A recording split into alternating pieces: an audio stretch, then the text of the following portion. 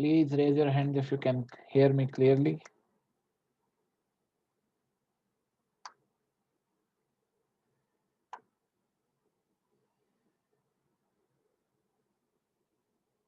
Okay, great.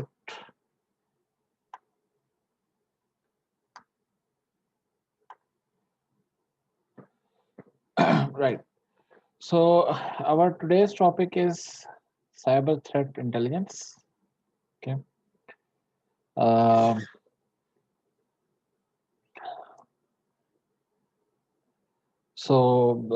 the first half of the webinar will be cyber threat intelligence, and then second half will be a guest speaker, Mr. Razak Chishti. He is working in one of the very reputable organization here in Saudi Arabia. So he will share with his profile and the presentation details later on. Our technology partner is Splunk. Since uh, our labs, we are going to practice on Splunk. So from tomorrow, after the first half of the webinar, the second half will be on Splunk. We will show you how to create users, how to give them privileges, how to create dashboards, how to perform searches, and some scenarios. So, cyber threat intelligence. Cyber threat intelligence is information about threats and threat actors that help mitigate harmful events in cyberspace. What does this mean? You remember in our, I remember day before yesterday's presentation, or maybe yesterday, I'm forgetting. We discussed about APTs, Advanced Persistent Threats, and I showed you one Excel spreadsheet which is hosted on Google, and I mentioned that there is grouping or profiling of different APTs. So since these APTs, uh, they don't use common method or normal techniques to gain access to organizations. So we need to track their pattern, we need to track their activities.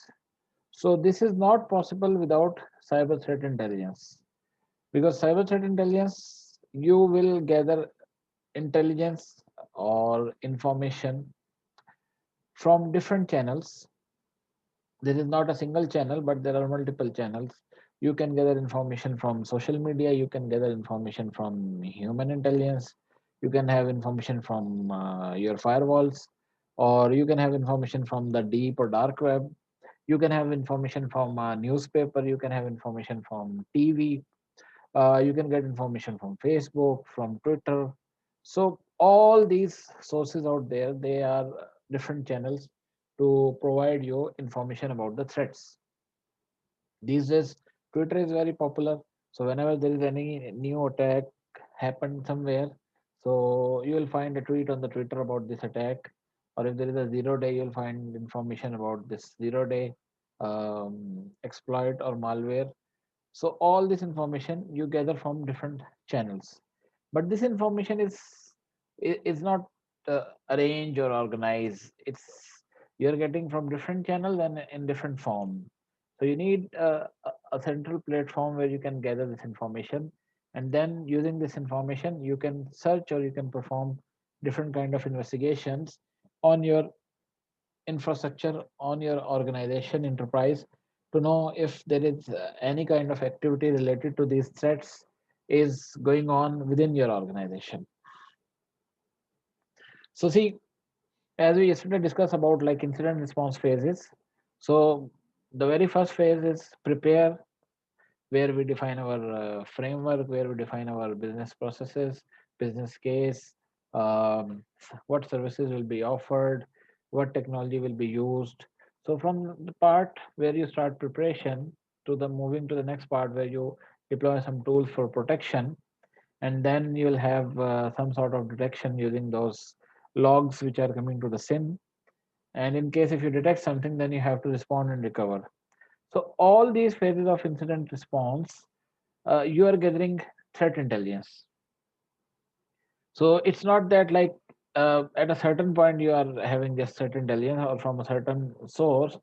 But in your day-to-day operations, your daily activities, you will be getting threat intelligence from different points. You can see that there is a one public IP, okay, which is doing network scanning, and it's doing aggressive network scanning, okay. So this could be a threat intel. You can get information that this certain IP is trying to gather information about your network, or you will find another IP source which is trying to exploit your web service. Okay, so this information or this detail which you get, this is threat, but along with the threat, you get intel also, some information about what is this IP, from which country the attacker is attacking, what is the history of this IP, if this IP was malicious or suspicious previously, or sometimes you don't see any reputation for this IP. You see that this IP is neutral, normal, nothing is reported. But still, you see there is like network scan coming, or aggressive scanning is happening on your network. So this information you collect. After collection, then you observe or you monitor. Okay. So this is part of gathering threat intelligence. So who get benefits from threat intelligence? So organization of all shapes and sizes, okay, they will get information, or they will get benefit from threat intelligence, because by this way they can understand better their attackers. They can respond faster to the incidents, and they can move ahead of the attackers proactively. For example, these days the phishing emails, they are there's a lot of phishing emails are coming to organizations.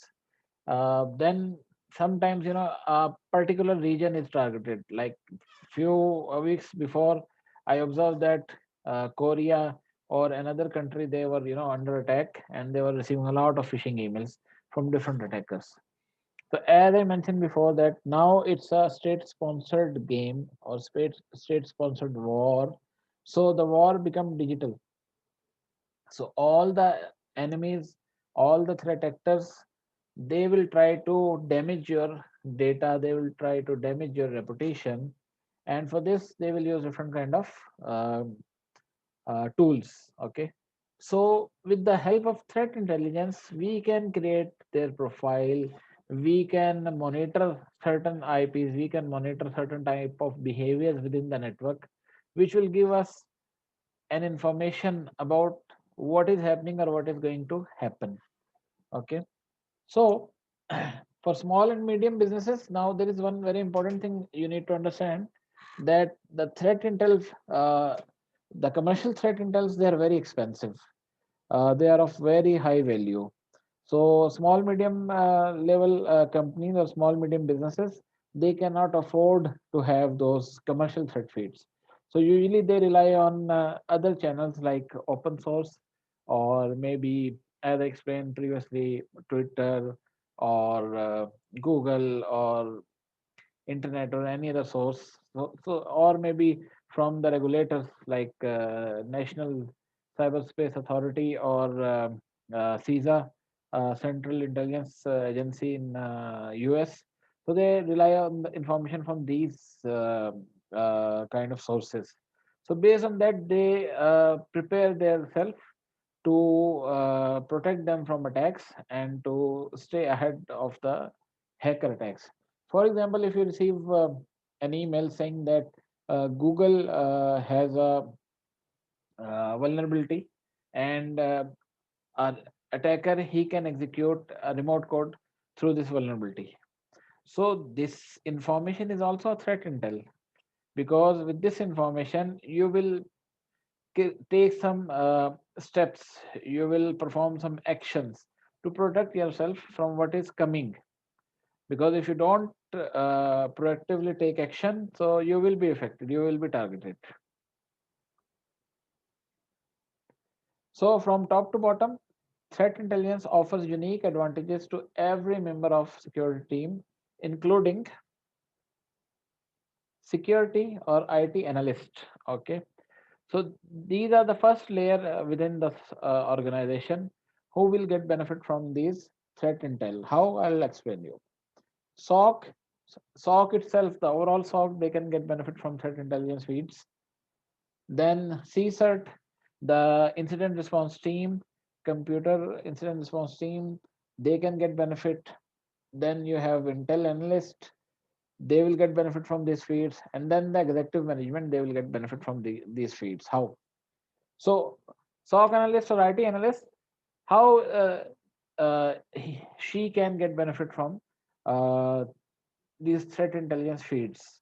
So basically, what you are going to do once you, for example, Alien Vault, or there is a Semantic, or there is Kaspersky, or there is Infoblocks. So these are different kind of security vendors, and these vendors, they also provide threat intelligence feeds. So basically, these feeds consist of IP addresses, domains or URLs, file hashes, okay, which are malicious or which are involved in attacks previously with one of the organizations worldwide. So based on this data or based on this historical information, these vendors, they mark them as malicious or suspicious, and then they set a repetition for them as well, which is some IP could be less malicious, some IPs could be highly malicious depending on the activities. So the SOC analyst, what she will do, she will integrate the threat intelligence feeds with other security products as well as with SIM. So you can import or you can get these threat intelligence feeds from different channels into your organization, and then based on that you can take certain action, like for example, once you integrate the threat intelligence feed, okay, you will block bad IPs or URLs or domain or files. Hold on please. Yes, Miral. Okay, come. Just a second please. How the turn karo.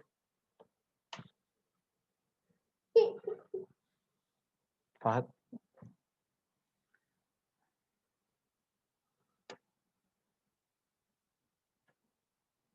Okay, go. Fahad, go. Clo- Close the door. Okay, I'm sorry for that. So you can block bad or malicious IP addresses. You can block the URLs, you can block the domain, or you can block the hashes. But how you're going to get this information if these IP addresses or URLs or domains or files are bad? This information you will get through threat intelligence feeds, which you have integrated with your SIM or with any other security product. The overall SOC, how they will utilize these feeds? So they can use now an analyst, uh, she can perform different kind of searches based on the list, threat list, which she has in the SIM. But along with that, what you can do, you can fine tune your alerts, your alarms. So if you see a certain IP which is part of the threat intel feed, if there is any communication, any activity within the network, so there can be an alarm. So you don't have to go through one by one to all these bad IP addresses, but you can get this information through the alarm. So this is like proactive monitoring. And then you can link these alerts together into incidents.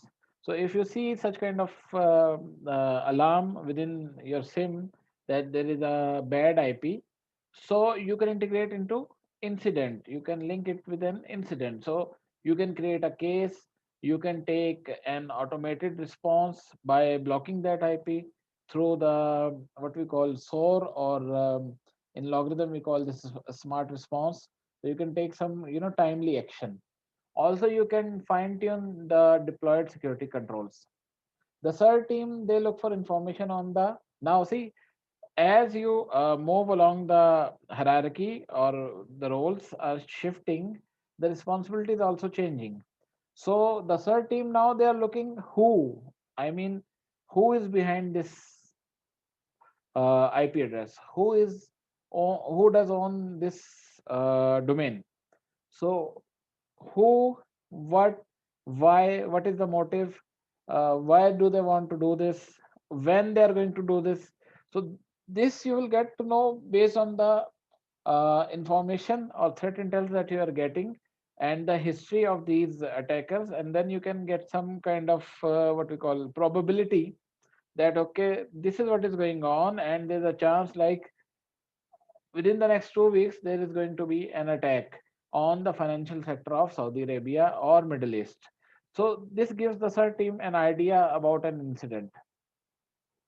Also, they can work on the root causes to determine the scope of incident. So if there is a breach, so with the threat intel information, they can see that okay, who was behind this incident, what was their motive, why they wanted to do this attack, what did they gain from this attack, and if they are going to do this again or not. So this the certain they gather this information. Then, if you move to the next phase, so that is Intel analyst. So, Intel analyst, they look at a wider or deeper scale for intrusion evidence, and also they review reports on threat actors to better detect them. So, within the SOC, there is a role called threat intel analyst or Intel analyst. It's their role to do research, to look on what is happening around the world, around the globe, what kind of attacks happened in the last week, in the last month, uh, how much was the attacker successful, uh, what was the damage, what were the indicators of compromise that were used in this attack. So they gather all this information to prepare their report or to prepare themselves for upcoming attacks.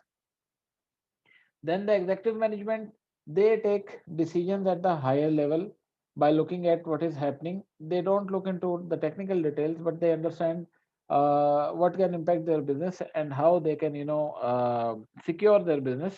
And based on this information, they also develop a security roadmap. So how they are going to protect their organization.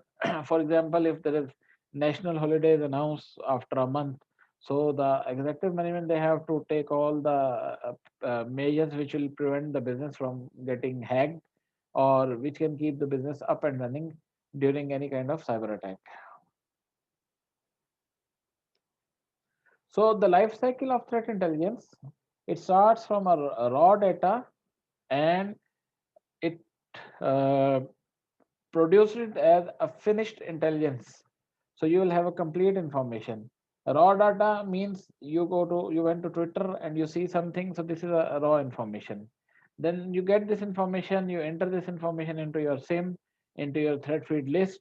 So this will be now organized and arranged into a finished intelligence.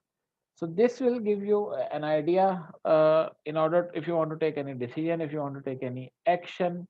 Okay, now, if you go over the internet, you will find a little bit difference in the intelligence cycle because each organization, those who are doing research, may have some differences in their threat intelligence life cycle, but the end goal is same to have effective threat intelligence program. So that can help protect your organization from cyber attacks. So this is a threat intelligence life cycle. So you see, it starts from collection. So you collect information from different channels. You consume this threat intelligence content in the form of lists, in the form of IOCs, signatures. Then you disseminate them. So you remove the duplicate information because sometimes what happen if I'm gathering information from semantic, from Alien Vault, from MISP, from Anomaly, from Recorded Future, and from XYZ. So maybe two or three or four vendors they are reporting the same IP as malicious. So it means that five vendors reported this IP as malicious. So in your SIM, you will have this IP repeated five times. So we have to remove the deduplication because this will just create, a more noise. So if you want to search this IP, it will take more and more and more time. So you have to remove the deduplicate or duplicate information. You have to store them and also you have to parse them because if it's coming as a raw log, so you have to filter it and you have to get the information which you need. Once you have the information stored, then you need to perform investigation. Okay, so the investigation can be real time. You can search or you can see the real events happening, or you can perform a historical search, or you can create watch lists, or you can add sensors, alarms. Okay, Then you can, once you have some investigation and you get some hits, you get some data, you can perform triage, you can prioritize, you can enrich which thing or which activity you want to perform first, which activity you can do it later on. Then you have to do remediation, so the countermeasure, or how to stop these threats and what actions need to be taken. So here you see it's like shown in a flow form. So you start, the very first thing is direction. So you define or you refine the objectives, what basically you wanted to do. Once you have this definition, then you start gathering the data collection from multiple sources. These sources can be open or these sources can be closed. So open sources are free sources, closed sources are commercial sources. You can collect it from electronic medium, you can collect it from human or any other sources. Once you have this information or raw data, you will process it, you will translate it.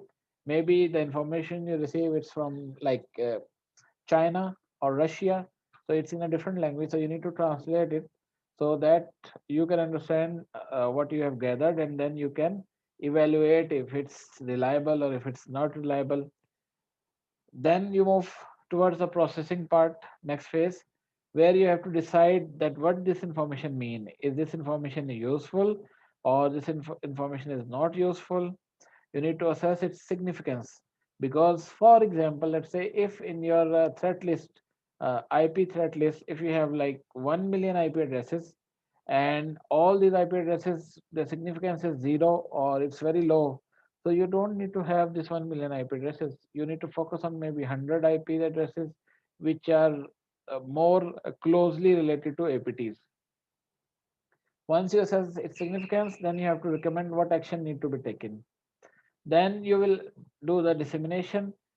You need to deliver this intelligence to the consumer, to the SIM, and then you can make adjustment as required. As I say, that fine tuning, removing the deduplication, changing the priority or severity of the IPs or the intelligence feeds.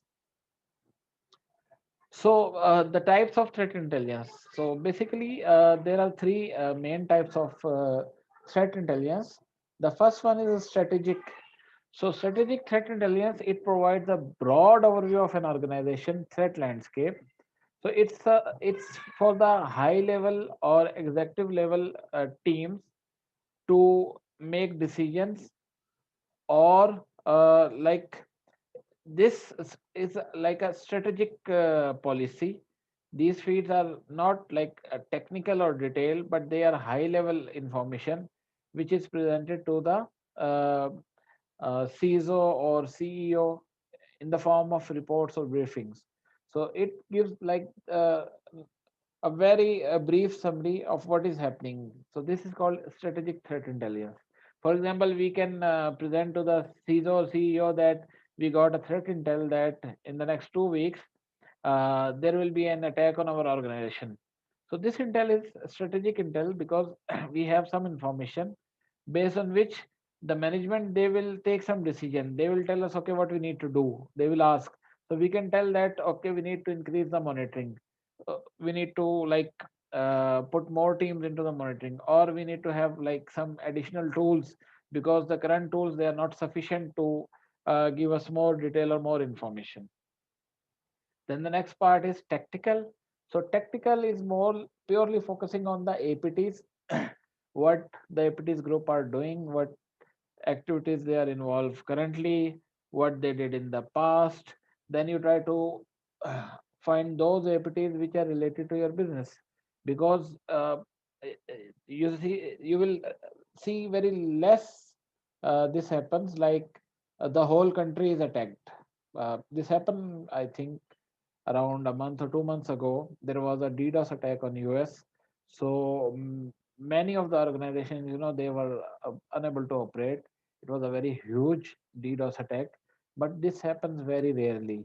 Usually, what the attacker does, they attack either specific countries or they attack specific industry. So each attacker, it has its own choice. It's not necessary that they only attack countries or they only attack certain industries. they have their own choice, they have their own agenda, based on that they do attacks. So with the tactical threat intelligence, we or the threat intel analysts, they follow those attackers, or they try to follow their patterns, their activities, and they try to build some kind of intelligence which will give helpful information to the system architects, administrators, security staff, so they can prepare themselves to defend those attacks. Operational intelligence is a knowledge about cyber attacks, events, or campaigns. So this is at operational level, like if there is a campaign going on, phishing campaign, or if there is a what to say, um, cross-site scripting attack, if there's a SQL injection attack, or if there's social engineering attack. So these kind of attacks, their events or their campaigns, this information you get at the operational level. So the incident response teams, they can understand their nature, intent, timing, and based on that they can prepare themselves to defend the attacks. So this is how we can explain it in a form of a diagram. So on the left you can see that what kind of sources of threat intel there is. Internally generated, this information you get within the organization. This can be employees behavior, employees activities, some workstations if they behave abnormally. So this information you get gather from internal within the organization. Then you get some information from sharing communities, like I mentioned, Twitter, Facebook, or any other social media channel. And then you have some maybe certain persons who share information, like if one of your friend working in an another organization, so based on their experience or knowledge they can share this information within the different organizations. Then you have external providers. These external providers can be the regulators. These external providers can be the paid or commercial threat feed providers. These external providers can be open source as well. So all this information ingested into the SIM, but it has different levels. So there is, we will like filter out the information. So the strategic information or strategic intel will be provided to the board and C-suite. So we explain them about threats for a non-technical audience. Then operational is for defenders who are going to defend the organization. So here we give them information about the hacker and what they want to achieve. Then there is tactical information, which is for the security architects who are responsible for um, to see the threat detections and what kind of information they can get from these intel. This is specifically for technical audiences. Then incident response, that is for technical team. So they focus on specific threat and techniques. So threat intelligence sources. So we talk about like uh, life cycle of threat intelligence. We talk about types of threat intelligence. So now we need to know like from where we are going to get these sources. As I mentioned before, like internal. So this is our standardized information or highly targeted intelligence, unrestricted usage, because this is internal information. So you don't have any restriction on the use. Then there is a commercial source. This commercial source is vendor specific, like anomaly or semantic or a recorded future, and there are many more. So these vendor specific intelligence sources or threat feeds, they are commercial. So their usage is restricted. So you cannot like share it with any other organization. Even if you want to use it, you have to purchase a license. Then there's a community base. Okay, so it's like there is no usage restriction to some extent, but there can be a restriction as well. Then open source. So this comes from different formats. For the threat intelligence interchange, there are some kind of formats also called sticks and taxi format. So these are the formats through which you can import the threat intelligence feed into your SIM. Or other than SIM, there is threat intelligence platforms which are specific security products related to threat intelligence. Okay, so these are different sources of threat intelligence. Okay, since we mentioned that tomorrow we are going to start the lab and day after tomorrow. So if you want to like do some hands-on practice, so you can go to Splunk website. It's splunk.com and register yourself there. And once you log into the Splunk, uh, then you can look for Splunk Cloud Trial. Okay, so once you find, or maybe you can go on, just keep that browser open and open another browser in Google and search for Splunk Cloud Trial. So you will get access to Splunk Cloud Trial. You have to enroll to that, and you will get 15 days access to Splunk. So in that case, you don't need to download the tool. You can just directly use it online, and there are a lot of documents available there related to how to use Splunk, how to create users, how to give them privileges, how to create dashboards, how to perform or create different visualizations, how you can perform investigations, how you can perform searches. So all this information you can find there. Along with that, tomorrow when you are going to do the lab, so I think our engineer, he will also tell you or show you, demonstrate you how to do all these activities. So if you want to practice at the same time along with the engineer, so you should create an account today, and then you can practice along with the engineer tomorrow, and you can ask questions if you face any issue. That is tomorrow for the lab. So for today, we conclude our session for the threat intelligence, and I'll just take a break for 5 minutes, and then my colleague Razak, he will start his session. Thank you so much. If you have any question, you can post, so we will reply you later on. Thank you.